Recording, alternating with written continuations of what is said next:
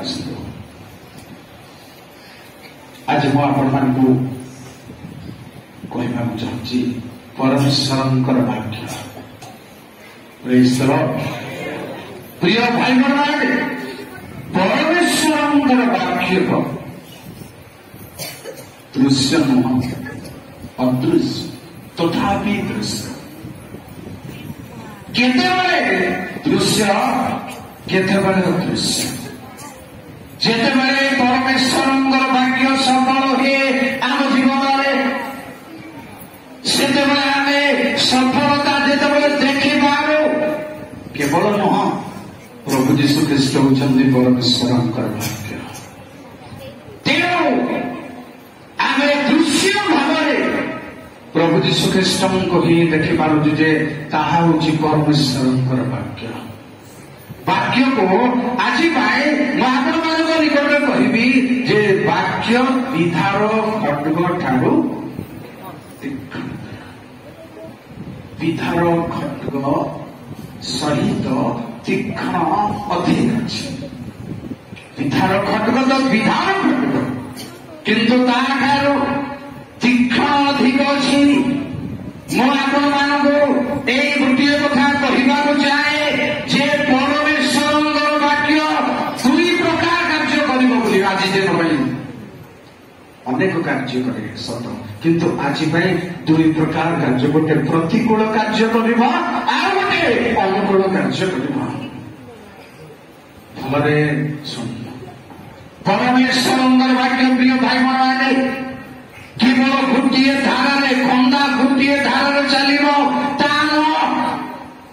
खंडा दुई धारा चल कारण आम जाऊ परमेश्वर वाक्य विधार खड्ग ठारू तीक्ष्ण पुणी आम जाऊ जे तुम्हें परमेश्वर वाक्य खड्ग धारण कर परमेश्वर वाक्य अर्थात आत्मा खड्ग धारण कर खंडार आक्षरिक कथा पदे सुंदर परमेश्वर वाक्य अन्य एक रूप खड्ग खड्गर दुई प्रकार कार्य शुणु प्रिय भाई माने परमेश्वर वाक्य शुणु शुणु ठीक व्यवहार जदि करुचंदी आपण परमेश्वर वाक्य चर्चा करू करू ठीक व्यवहार जब आम करू ठीक भाव जब आम शुणु ग्रहण करू तार गोटे प्रकार काम हम अनुकूलता जदि आपण किसी जटिलता अच्छी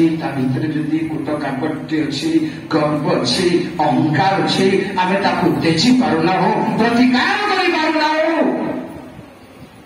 तेरे विपद अच्छी ये दुईट कथा मान पुनर्बार शुणु परमेश्वर वाक्य व्यवहार करी परमेश्वर वाक्य श्रवण करी जीवे ठीक ठाक सजाड़ी पार्थ निजक खंडार अनुकूलता अनुभव करू खंडार आशीर्वाद शक्ति अनुभव करू जेबे परमेश्वर वाक्य को ठीक व्यवहार कर वाक्य शुणी प्रचार करी जेबे ता भीतर गर्व अहंकार आउ मानसिक भाव पाप मोह माया अच्छी से वाक्य आम प्रतिकूल कार्य जोड़े कथा आज पूर्व आक्षरिक खंडार अर्थ टे शुणु द्वितीय सामुएल 2 पर्वर 26 द्वितीय सामुएल 2:26 तेबे अपनो जयबू डाकी कहिला खड्ग कोन सर्वदा ग्रास करिवो सेतरे ताहा जे तिक्त हेबो एहा कोन तुमे जानो नाही थैंक यू खंडा सबरे अन्य को हानिबो अन्य को ग्रास करिवो प्रिय भाई बहन ताहा आम प्रचार करिबा कि अन्य मानक केवल अन्य मानक ताहा आपण मध्य कथा वाक्य शुणाइबा मीटिंग करके शुणाइबा लोक मान वाक्य शुणातु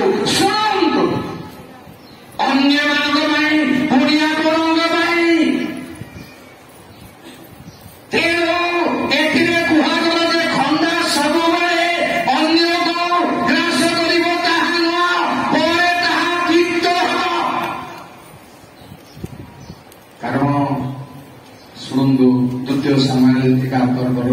ପଚିଶ ପ୍ରଭୁଙ୍କ ସେତେବେଳେ ଦାଉଦ ସେହି ଦୂତଙ୍କୁ କହିଲେ, ତୁମ୍ଭେ ଜଣେ ଲୋକ ଏପରି କହିବ, ଏଥିରେ ତୁମେ ଦୁଃଖିତ ହୁଅ ନାହିଁ, କାରଣ ଖଡ୍ଗ ଯେପରି ଏକକୁ ସେପରି ଅନ୍ୟକୁ ଗ୍ରାସ କରେ।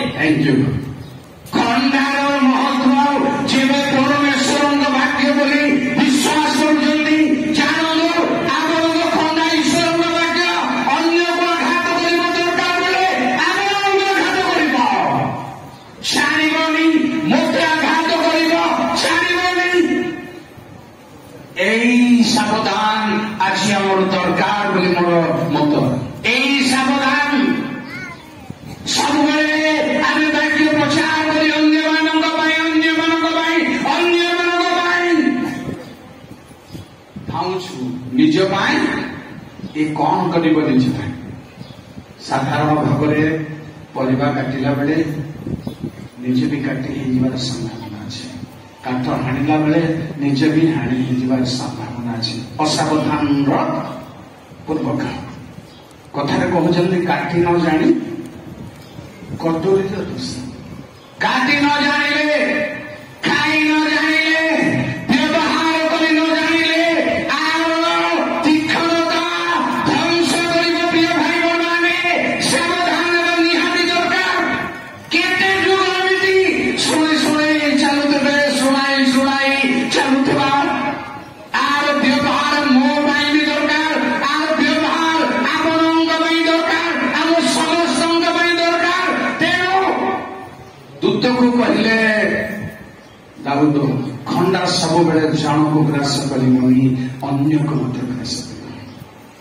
ଖଣ୍ଡା ସବୁବେଳେ ଗ୍ରାସ କରୁ କରୁ ପରେ ତାହା ତିକ୍ତ ହେବ। ଏହା ସାବଧାନ ନିହାତି ଦରକାର। ଟିକେ ଦେଖନ୍ତୁ ବିଚାରକର୍ତ୍ତା 9 ପର୍ବର 53। ପ୍ରଭୁଙ୍କ ଗୌରବ ନାମରେ ଜୟ ହେଉ। ତହିଁରେ ଜଣେ ସ୍ତ୍ରୀ ଚକିର ଉପରପଟ ଅବିବେକର ମୁଣ୍ଡ ଉପରକୁ ପକାଇ ତାହାର ଖପୁରି ଭାଙ୍ଗି ପକାଇଲା। ତେଣୁ ସେ ଶୀଘ୍ର ଆପଣ ଅସ୍ତ୍ରବାହକ ଯୁବକକୁ ଡାକି ତାହାକୁ କହିଲା, ତୁମ୍ଭ ଖଡ୍ଗ ବାହାର କରି ମୋତେ ବଧ କର। ଯୋଉ ଖଣ୍ଡାରେ, ପ୍ରିୟ ଭାଇ ଭଉଣୀମାନେ, ଯୋଉ ଖଣ୍ଡାରେ ଅନ୍ୟମାନଙ୍କୁ ଗ୍ରାସ କରିବା ପାଇଁ, ଅନ୍ୟମାନଙ୍କୁ ପରାସ୍ତ କରିବା ପାଇଁ ଯୋଉ ଖଣ୍ଡା ବ୍ୟବହାର କରୁଥିଲା, ସେଇ ଖଣ୍ଡାରେ କଣ ପାଇଁ ଘଟଣା ଘଟିଲା ଜାଣିଛନ୍ତି? ପ୍ରାଚୀରର ଅତି ନିକଟବର୍ତ୍ତୀ ହେବାରୁ। ଯୋଦ୍ଧାମାନଙ୍କର ପ୍ରଣାଳୀ ଏହା ନୁହେଁ। ଯୋଦ୍ଧାମାନଙ୍କର ପ୍ରଣାଳୀ ପ୍ରାଚୀରର ବହୁତ ପାଖକୁ ଯିବାକୁ ହବନି, ଦୂରରୁ ଦରକାର ହେଲେ ପ୍ରାଚୀର ଭାଙ୍ଗି ପଶିବାର, କିନ୍ତୁ ପ୍ରାଚୀରର ନିକଟକୁ ଯାଇପାରିବ ନାହିଁ।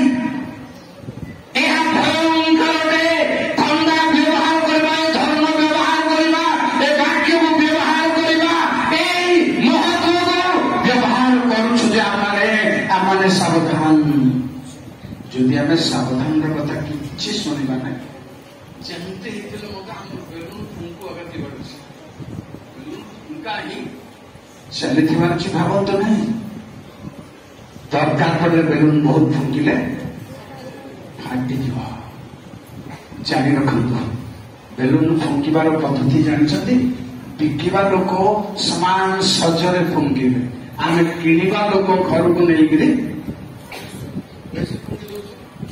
ପାଟିରେ ବେଲୁନ ଥାଉ ଥାଉ ଦିନ ଫୁଟିଲେ। ବେଲୁନ ବ୍ୟବହାର କରିବା ପ୍ରଭୁଙ୍କ ଦାସ ଦାସୀ, ବିଶ୍ୱାସୀ ବିଶ୍ୱାସିନୀ ପ୍ରଭୁଙ୍କ ଖଣ୍ଡାକୁ ବ୍ୟବହାର କରିବା, ଦାସ ଦାସୀ ବିଶ୍ୱାସୀ ବିଶ୍ୱାସିନୀ ଶୁଣିବା ଭାଇ ଭଉଣୀ, ସାବଧାନ ହୁଅନ୍ତୁ। ଯେବେ ଆକୁ ସ୍ଥାନ ଦେଇପାରିବେ ନାହିଁ, ମନ ହୃଦୟରେ ଜାଗା ମିଳିବ ନାହିଁ, ଏ ଆପଣଙ୍କ ବିରୁଦ୍ଧରେ କାମ କରିବ। ପ୍ରିୟ ଭାଇ ଭଉଣୀମାନେ, ତେଣୁ ଖଣ୍ଡାରେ, ଯୋଉ ଖଣ୍ଡାରେ ହତ୍ୟା କରୁଥିବା ଲୋକଙ୍କୁ ସେଇ ଖଣ୍ଡା ଧରି କହିଲା ତାର ଦାସକୁ ମତେ ବଦ୍ଧ କର। ସେଇ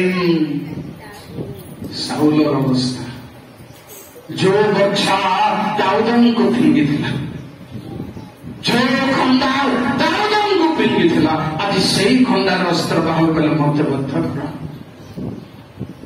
ପରମେଶ୍ୱରଙ୍କ ବାକ୍ୟକୁ ବ୍ୟବହାର କରିବା ବେଳେ ଅନ୍ୟ କାହାକୁ ବିଂଶ ମାରିବା, ଅନ୍ୟ କାହାକୁ ଆକ୍ଷେପ କରିବା ଇତ୍ୟାଦିର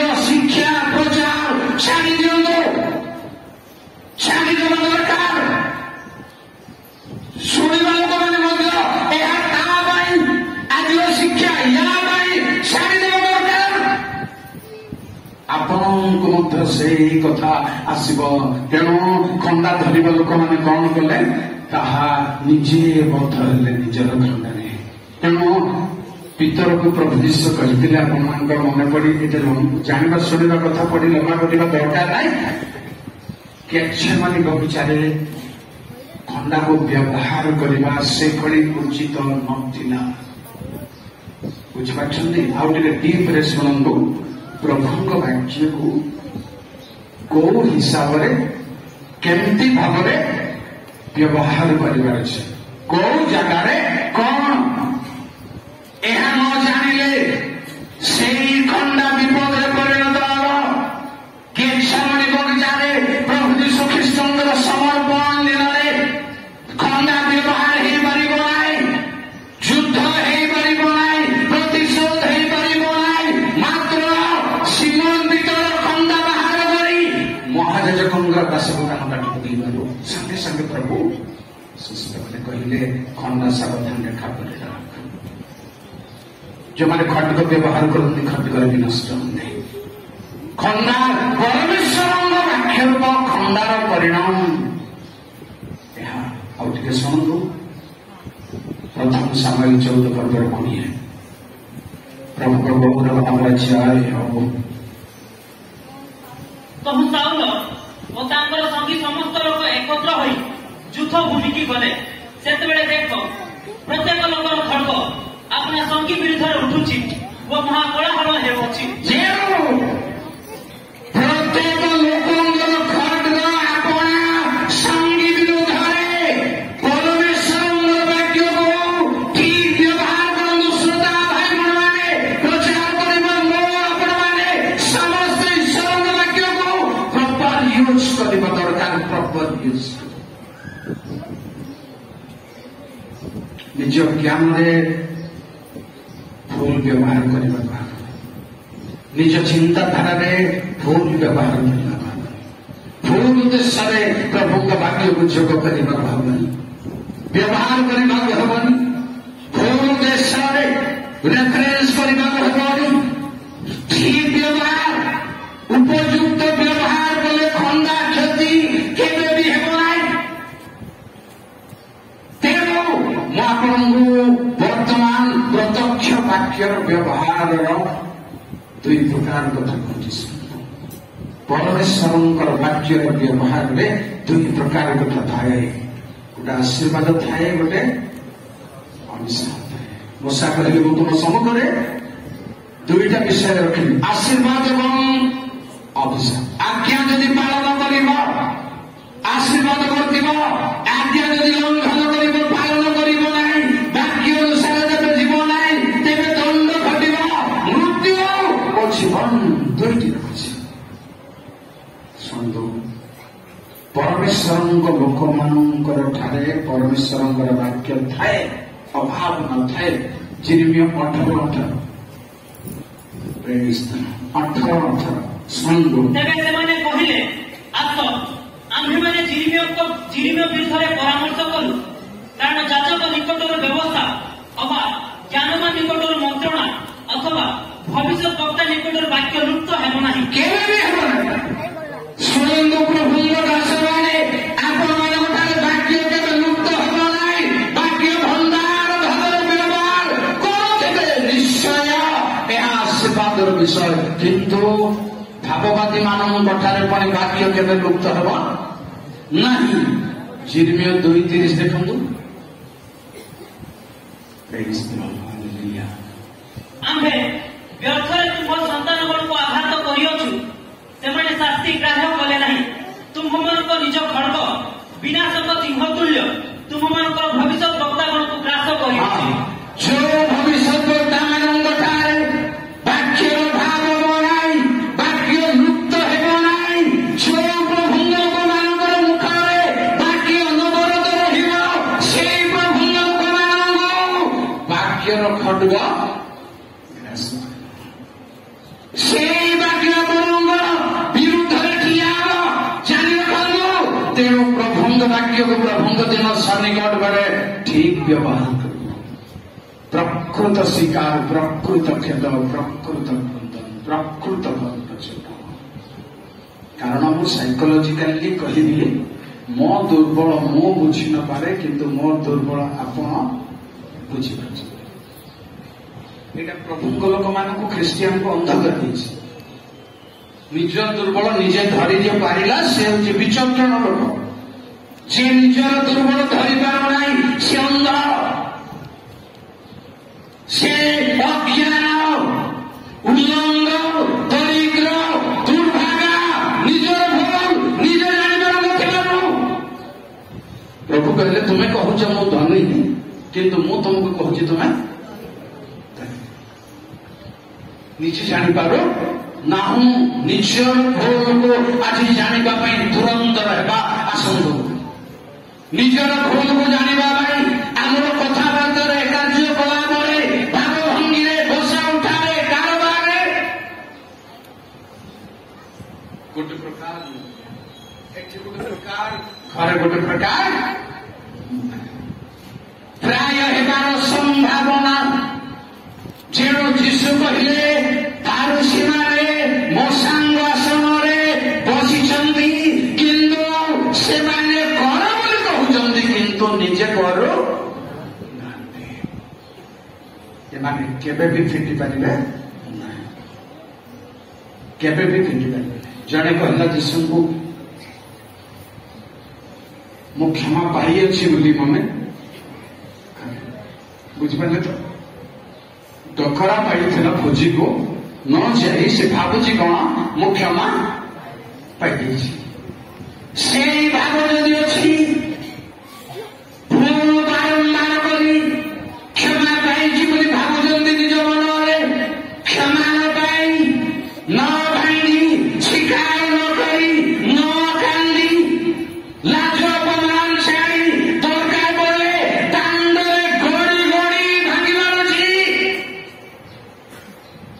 ଅନ୍ୟମାନେ ଆମର କ୍ରନ୍ଦନ ଶୁଣିପାରୁଛି, ଦେଖିପାରୁଛି। ଏହା ହେଉଛି ସମ୍ପୂର୍ଣ୍ଣ ପରିଷ୍କାର, ସମ୍ପୂର୍ଣ୍ଣ ଉଦ୍ଧାରର ବାଟକୁ ଯିବା ପାଇଁ। ତେଣୁ ଯୋଉ ବାକ୍ୟ ଭାବବାଦୀମାନଙ୍କଠାରେ ଲୁପ୍ତ ନଥିଲା ସେଇ ବାକ୍ୟର ଖଡ୍ଗ ଭାବବାଦୀମାନଙ୍କୁ ଗ୍ରାସ କରିଛି। ପ୍ରିୟ ଶ୍ରୋତା ବନ୍ଧୁ ଭାଇ ଏବଂ ଭଉଣୀମାନେ, ପ୍ରଭୁଙ୍କ ଦିନ ଅତି ସନ୍ନିକଟ। ଏ ଦୁଇଟା କଥା ଯୀଶୁଙ୍କ ନିକଟରେ ରହିଅଛି। ଯୀଶୁ ଯୋଉ ପର୍ଯ୍ୟନ୍ତ ବର୍ତ୍ତମାନ ମେଷ ଶାବକ ଅଛନ୍ତି, କ୍ଷମା ଝରେ କୃଷର ପରେ ଝରୁଛି, କିନ୍ତୁ ଯେତେବେଳେ ସିଂହ ହେବେ, ଯୀଶୁ ଖ୍ରୀଷ୍ଟ ଜିହୁଦାର ସିଂହ ହେବେ, କ୍ଷମା ଝରିବ ନାହିଁ। ବର୍ତ୍ତମାନ ମେଷ ଶାବକ ଜଗତର ପାପ ବହି ନେଇ ଯାଆନ୍ତି ମେଷ ଶାବକ। ଆଜି ପ୍ରକୃତ ଭାବରେ ଆମେ ରୀତିନୀତି ମିଟିଂ କରିବା ନାହିଁ, ରୀତିନୀତି ପ୍ରଚାରକୁ କରିବେ ନାହିଁ। ଏହା ମୋତେ ବି ସାବଧାନ ହେବାକୁ ପଡ଼ିବ, ଆପଣଙ୍କୁ ସାବଧାନ ହେବାକୁ ପଡ଼ିବ, ପ୍ରକୃତ ସାବଧାନ ହେବାକୁ ପଡ଼ିବ। କାରଣ ଯୀଶୁ ଖ୍ରୀଷ୍ଟ ଦିନେ ମେଷ ଶାବକ ଦିନେ ସିଂହ ହେବେ। ଆଜି ମେଷ ଶାବକ କାଲି ସିଂହ ହେବେ। ଗ୍ରାସ କରିବା ପାଇଁ, ଗର୍ଜନ କରିବା ପାଇଁ ସିଂହ ହେବେ। ତାହା ହେବା ପୂର୍ବରୁ ପ୍ରିୟ ଭାଇ ଭଉଣୀମାନେ, ପୁଅ ଝିଅମାନେ, ଯୁବା ଯୁବତୀମାନେ, ଯୋଉ ପାପର ବନ୍ଧନରେ ଆମେ ବନ୍ଦୀ ତହିଁରୁ ନିର୍ଲଜ ଭାବରେ ଆଜି ଫେରିବା ପାଇଁ, ଆଜି ଅନୁତାପ କରିବା ପାଇଁ, ସ୍ୱୀକାର କରିବା ପାଇଁ ସମର୍ପଣ କରୁ ନିଜକୁ। କେବଳ ତାହା ନୁହଁ, ବାକ୍ୟ ଦୁଇ ପ୍ରକାର କାର୍ଯ୍ୟ କରେ ବୋଲି ମୁଁ ଆପଣଙ୍କୁ ଆହ୍ୱାନ କରିବି। କାରଣ ପ୍ରଭୁ ଯୀଶୁ ଖ୍ରୀଷ୍ଟଙ୍କ ଜୀବନରେ ଗ୍ରହଣ କରିବା ଦ୍ୱାରା ପାଉଲଙ୍କ ଭାଷାରେ ପଢନ୍ତୁ ନାହିଁ, ଦ୍ୱିତୀୟ କରନ୍ତି 2:14-15 ଲେଖା ଅଛି କଣ? ଅନେକଙ୍କ ପ୍ରତି ସୁଗନ୍ଧ, ଅନେକଙ୍କ ପ୍ରତି ଏହା ଆମ ଜୀବନରେ ଲାଗିବାର ଅଛି, ହେବାର ଅଛି। ଲୋକ ଖରାପ ବି ଭାବୁଥାନ୍ତୁ, ଲୋକ ଭଲ ବି। ସମ୍ପୂର୍ଣ୍ଣ ଭଲ ପାଇଲେ ବିପଦରେ ପଡ଼ିବେ, ସମସ୍ତେ ଖରାପ ଭାବିଲେ ବି ଆଗେଇ ଯାବେ, ନିରୁତ୍ସାହ ହେଇପାରିବେ। ତେଣୁ ଦୁଇ ପ୍ରକାର ଜୀବନ ଯାପନ କରିବାକୁ ପଡ଼ିବ ପ୍ରିୟ ବନ୍ଧୁମାନେ। କେବଳ ତା ନୁହଁ, प्रकाशित 10 पर्व 8-10 परमेश्वर वाक्य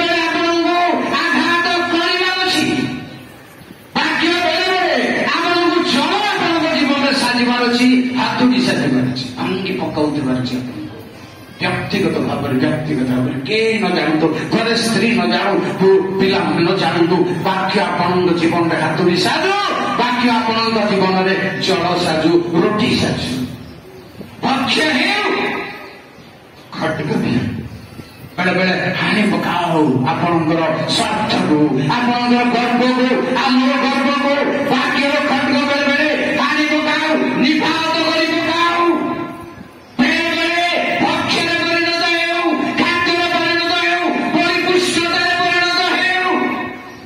दुई प्रकार जब होना दुर्भाग्य आपण दुर्भाग्य कहले जुदी ईश्वर आशीर्वाद धनी ज्ञान धनी भावुं प्रभु कहले तुम दुर्भाग्य दरिद्र दीनहीन उन्मुक्त आ गोटे कथा कौन तुम देखिपार निजक जापार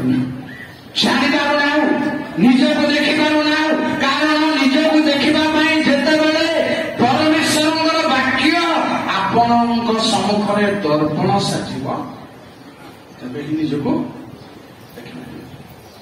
जो पर्यंत भिन्न भिन्न रूप साजुना बाइबल आपण लाइफ स्पिरिचुअल लाइफ जेबे खंडा साजुना भय रहा जेबे खंडा साजुची शत्रु प्रतिकूल अंधकार शक्ति प्रतिकूल बाइबल खंडा भी साजो आपण निजक देखा बाइबल दर्पण भी साजो परिष्कार करने जल भी साजो बलवान करने आपण रोटी जी तार भावभंगी अच्छी गुण अच्छी जड़े विश्वासी अनुभव लगे निहाती दरकार जल द्वारा वाक्य रूप जल द्वारा परिष्कार हुई अच्छा मुझे जो वाक्य तुम कही जीशु बोले से तुम्हें माने परिष्कार हुई अच्छा परिष्कार भी होथिबार अछि खाद्य भी मिलुथिबार अछि मुह चाखिला भड़ा भी लागुथिबार अछि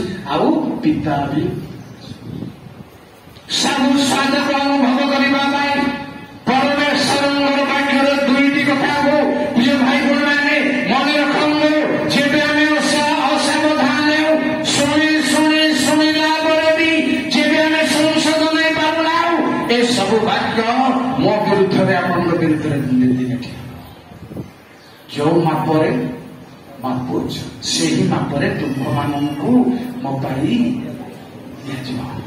केवे भी छाड़बना जान रखु परमेश्वर वाक्य आम आरोग्य परमेश्वर वाक्य आम सबल कर सुस्थ कर कारण जानते आप 107:20 पदे से अपना वाक्य पठाए तुम्भ मान आरोग्य करती परमेश्वर वाक्य दिखती सबल करने अन्य मानक सबल करने वाक्य दिखती जपरी जिसाय 50:4 जिसाई कंडीशन तापरे कौन हम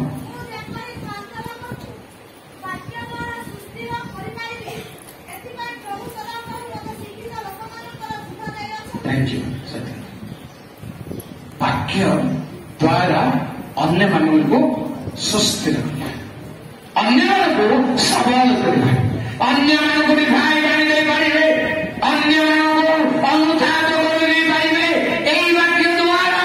କିନ୍ତୁ ଯେବେ ବାକ୍ୟକୁ ଅସତ୍ ବ୍ୟବହାର କରୁଛି କଣ ହେବ ସେ ବାକ୍ୟ ଜାଣିଛନ୍ତି? ଜିଘରେ 1:6 ଦୁଇ ପ୍ରକାର ହେବ ବୋଲି ମୁଁ ଆରମ୍ଭରେ କହୁଛି ଆପଣମାନଙ୍କୁ। ମାତ୍ର ଆମ୍ଭେ ଆପଣ ଦାସ ଭବିଷ୍ୟତ ବକ୍ତାମାନଙ୍କୁ ଯେ ବାକ୍ୟ ଓ ବିଧି ଆଜ୍ଞା କଲୁ ସେସବୁ କି ତୁମମାନଙ୍କ ପୂର୍ବପୁରୁଷ ଗଣକୁ ଗୋଡ଼ାଇ ଧରିଲା ନାହିଁ?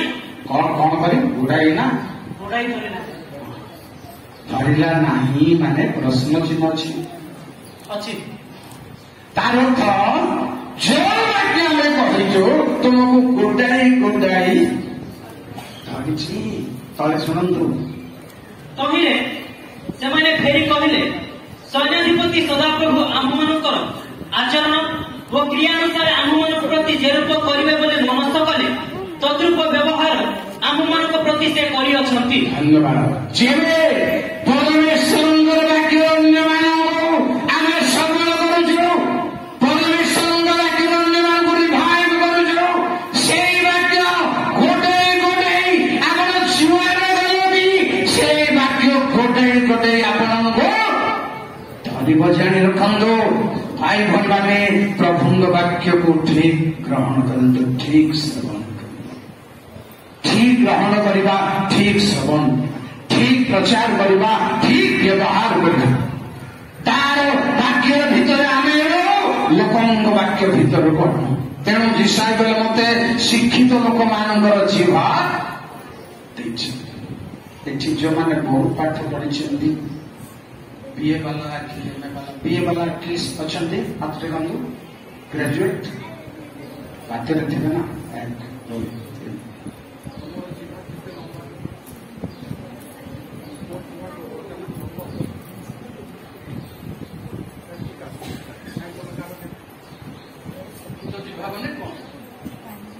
ଲମ୍ବା ନାହିଁ କି ଚଉଡ଼ା ନାହିଁ କି ମୋଟା ନାହିଁ, ଲମ୍ବା ହେଇଗଲେ ତ ଭୂତ ଲାଗିଯିବେ, ମୋଟା ହେଇଗଲେ ଡାକ୍ତର ପାଖକୁ ଯିବାର ଅଛି। କାହିଁକି ଫୁଲିଲା, କାହିଁକି ଯିବ?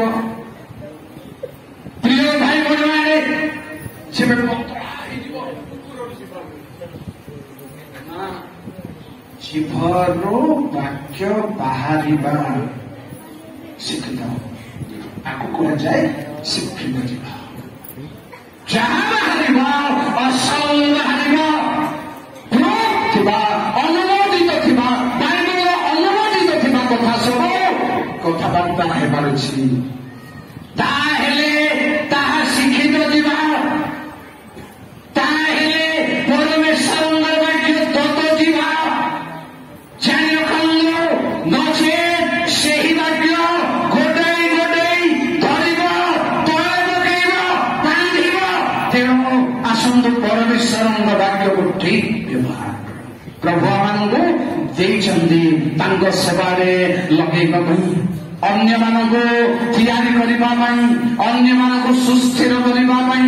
ଯିଶାୟ ତା ତଳେ ଆଉ ଗୋଟେ କଥା କହିଲେ ଯେ ମତେ ପ୍ରତି ପ୍ରଭାତରେ ମୋର କର୍ଣ୍ଣକୁ ଶିକ୍ଷିତ ଲୋକମାନଙ୍କର କର୍ଣ୍ଣ କରି ମୋ କର୍ଣ୍ଣକୁ ଯୋଗାନ୍ତି।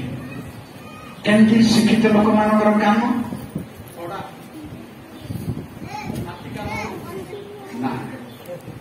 ସୁନ୍ଦର ଥାଉ, ଏଇଟା ବାହ୍ୟ କର୍ଣ୍ଣ ନା, ଶିକ୍ଷିତ ଭାଷାରେ କହିବି ବାହ୍ୟ କର୍ଣ୍ଣ, ଏଇଟା କର୍ଣ୍ଣ ନୁହଁ, ଏଇଟା ବାହ୍ୟ କର୍ଣ୍ଣ। ଆମର ଅନ୍ତଃକର୍ଣ୍ଣ ମଧ୍ୟକର୍ଣ୍ଣ ହଉଛି ଅଛି, ତାକୁ ମଧ୍ୟକର୍ଣ୍ଣ ବା ଅନ୍ତଃକର୍ଣ୍ଣ ବୋଲି କୁହାଯାଏ। ଏଇଟା ବାହ୍ୟ। এই ଚମଡ଼ା କାନକୁ କାଟି ଫିଙ୍ଗି ଦେଲେ ମଧ୍ୟ ଶୁଣି ହେବ ନା ନାହିଁ? ପିଓର ଶୁଣି। ତେଣୁ ସେଇ କାନ ଶିକ୍ଷିତ କାନର ଅର୍ଥ ମୁଁ କହିବି ଆପଣଙ୍କୁ, କହୁନାହାନ୍ତି ଶୁଣୁ। ଯେତେବେଳେ ଗୁଡ ଝିଅ ଝିଅ ମଶା ପାହାଡ଼କୁ ଯାଇଛନ୍ତି, ହାରଣ ଲୋକମାନେ ତଳେ ବାଛୁରୀ ବନେଇ ନାଚୁଛନ୍ତି, ଲୀଳା କରୁଛନ୍ତି। ଏ ଶବ୍ଦ ଶୁଣିଲା ପରେ ମଶାଙ୍କ ଛଡ଼ାଯାର ପରିଚାରକ ମାନେ କହିଲେ, ମହାଶୟ ଗାଁରେ ପରାଜୟର ଶବ୍ଦ मूसा कहले एटा जयर शब्द नुह कि पराजयर शब्द नुह गायनर शब्द एटा प्रॉपर जिनस को शुणी से बाढ़ी पारे ये शिक्षित कर्ण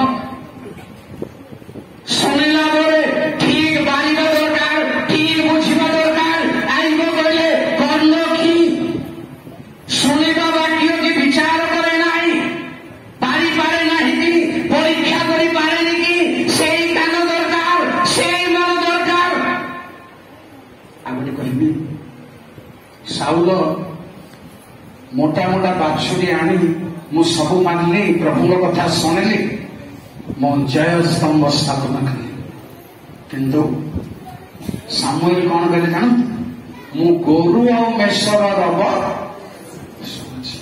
कोठी बांधी देइछंदी साउल गोरु छेड़ी मेढा को लुचेई बांधी देइछंदी कोठी पाप करिछंदी काहा को जणा नाही किंतु परमेश्वरଙ୍କ ବାକ୍ୟ ଯାହା ତାରେ দিব ତାକୁ ଜଣା ହେବ ସେ କହିଲେ ମୁଁ ଗୋରୁର ରୋଗ ତାକୁ କୁହାଯାଏ ଶିକ୍ଷିତ ଲୋକମାନଙ୍କର ଆସନ୍ତୁ ପ୍ରିୟ ଭାଇ ଭଉଣୀ परमेश्वरଙ୍କୁ ଦୁଇ ପ୍ରକାର ଭାବରେ ଲକ୍ଷ୍ୟ ରଖିଥାଉ ଯଦି ମାନଙ୍କ ହେବୁ ସେ ଆମ ବିରୁଦ୍ଧରେ ରହିବେ ଯଦି ଆମେ ନିଶ୍ଚିତ ଭାବରେ ଆଜ୍ଞା ପାଳନ କରିବୁ ସେ କହିଲେ ତୁମର ବୈରୀ ମାନଙ୍କର ବୈରୀ ଆମେ ହେବୁ ଶତ୍ରୁ ମାନଙ୍କର ଶତ୍ରୁ ଆମେ ହେବୁ ଯଦି ତୁମେ ଆଜ୍ଞା ପାଳନ ଲଙ୍ଘନ କରିବ ରବ ଯଦି ଶୁଣିବ ନାହିଁ ସାବଧାନ କ୍ଷମା ହେବ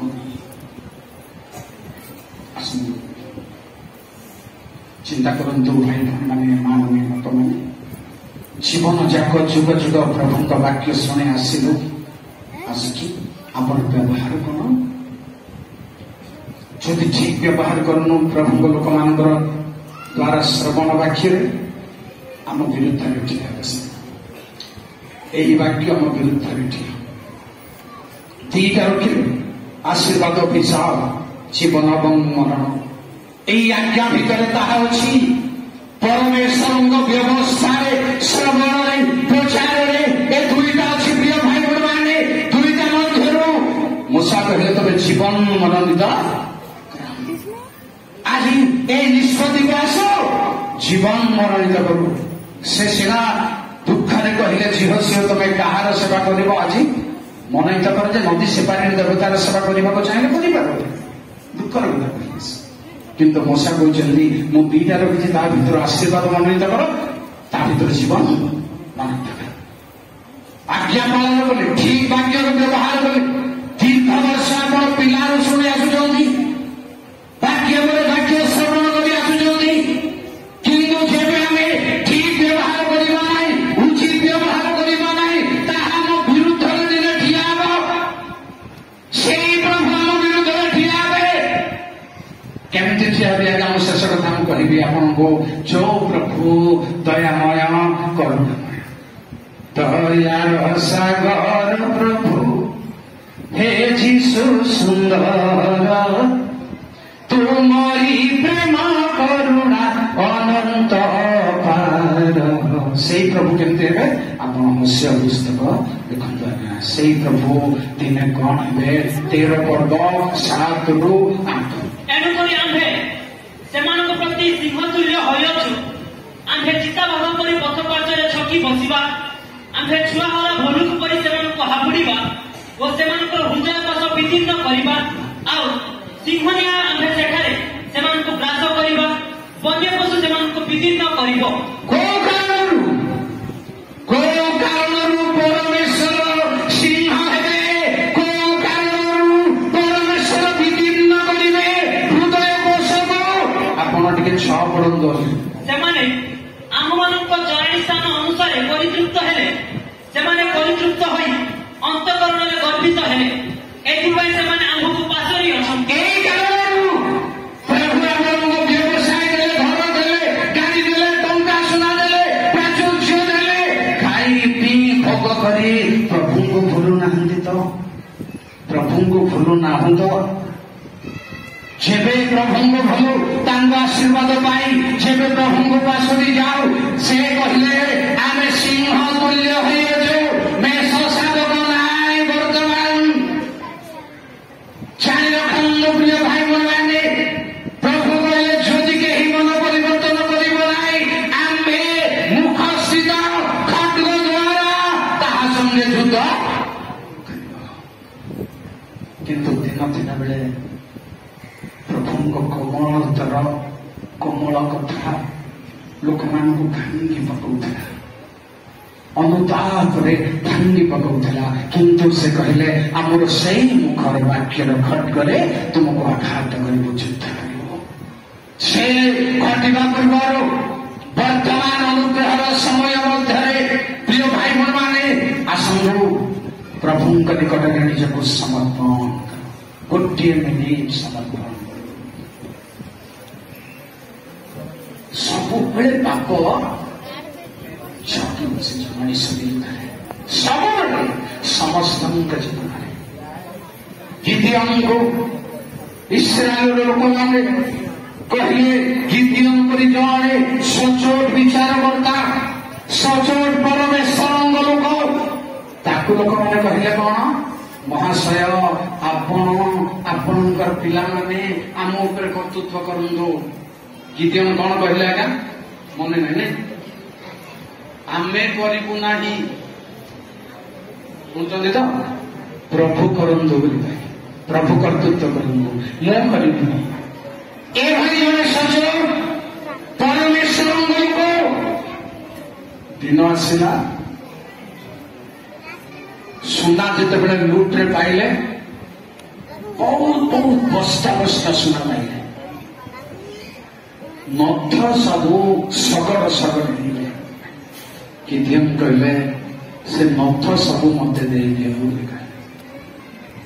देखंतु प्रिय भाई माने सचोट मनोनीत लोक मानक परीक्षा कौन बंधन कौन से भली आम जीवन यात्रा कौन बंधन कौन क्षतिर कारण आम हाथुरे पड़ जाइयो से इस्राएल लोक मानकर नथ बहुत गदा हो गला ताहा गिदियन नहीं एफद बनाई गिदियन ताहा 5-10 कर